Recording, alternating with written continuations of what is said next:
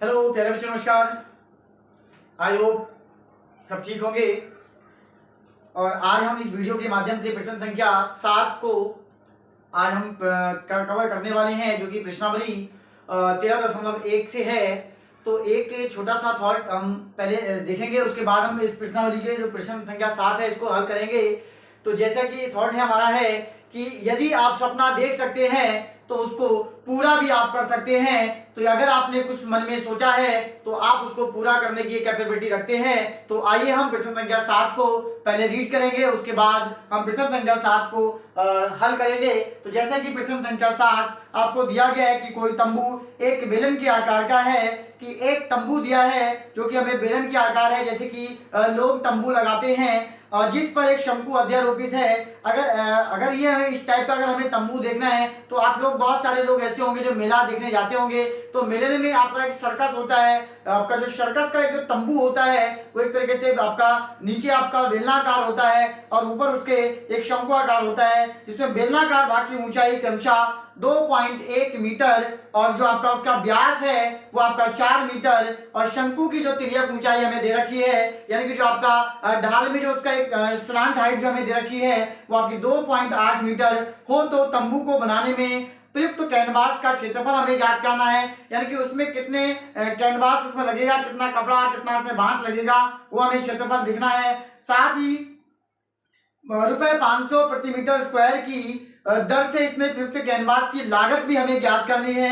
जैसे कि अगर हम उस एरिया के तंबू में अगर हम लगाते हैं, जो हमारा एरिया होगा, तो उसमें प्रति मीटर 500 की अगर दर से उसका अगर आपका रेट लगाएं तो रेट जो हमारा होगा वो कितना होगा। तो इसका जो प्रश्न रहेगा मैं सामने से उसको शो करूंगा। तो जैसे कि आइए प्रश्न संख्या 7, जैसा कि अभी हमने पढ़ा था प्रश्न संख्या 7 में कि एक आपका तंबू है जो कि बेलनाकार आकार का है। तो सबसे पहले हम एक बेलनाकार आकार का एक तंबू बना लेते हैं।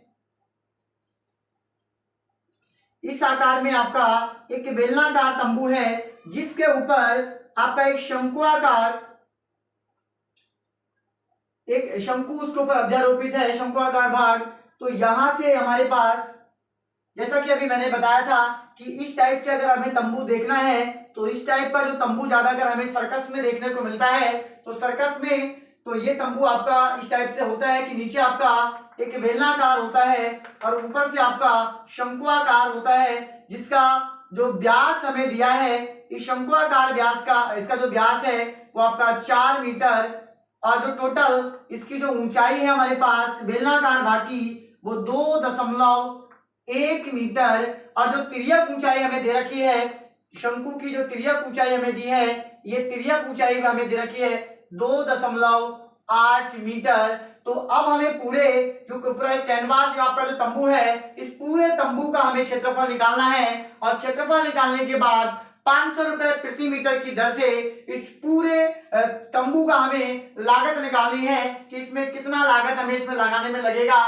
तो यहां लिखेंगे हम लोग प्रश्न संख्या 1 का जो 7 का जो हल है, प्रश्न संख्या 7 का जो हल है। तो यहां से हमारे पास शंकु की तिर्यक ऊंचाई, शंकु की, प्यारे बच्चों, तिर्यक ऊंचाई, तिर्यक ऊंचाई,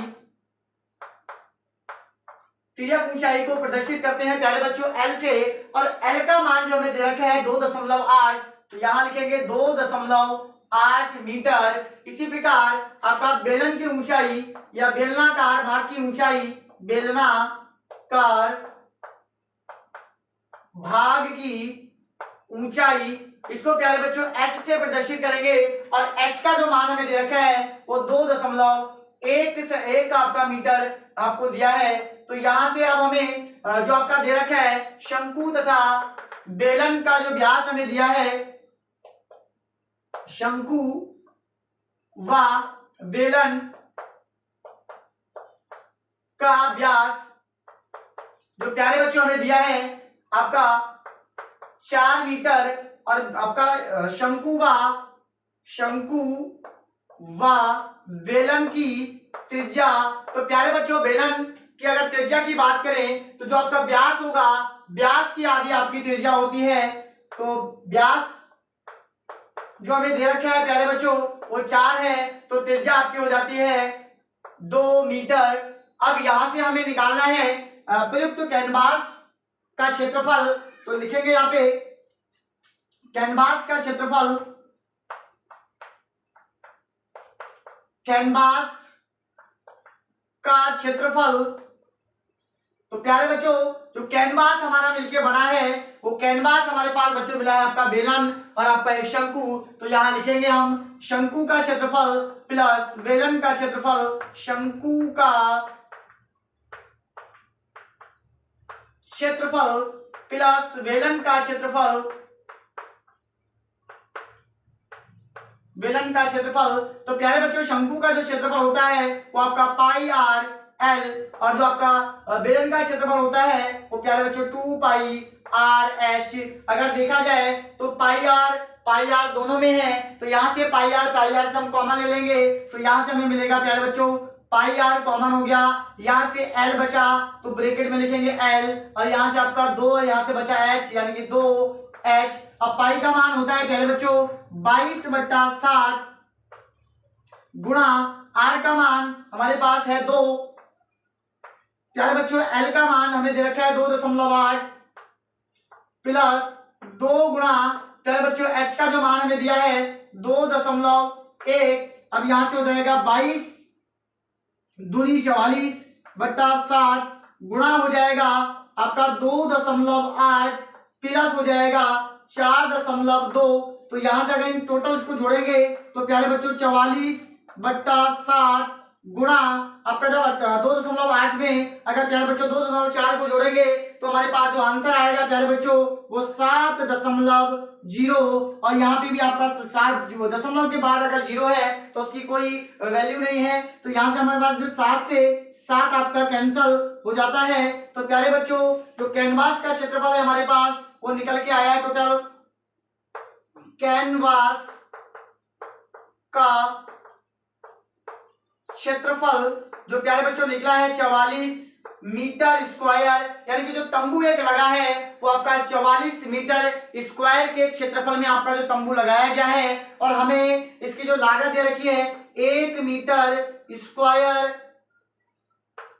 कैनवास की लागत, कैनवास की लागत प्यारे बच्चों हमें दे रखी है ₹500,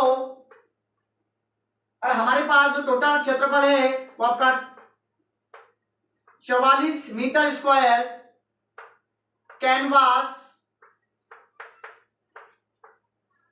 की लागत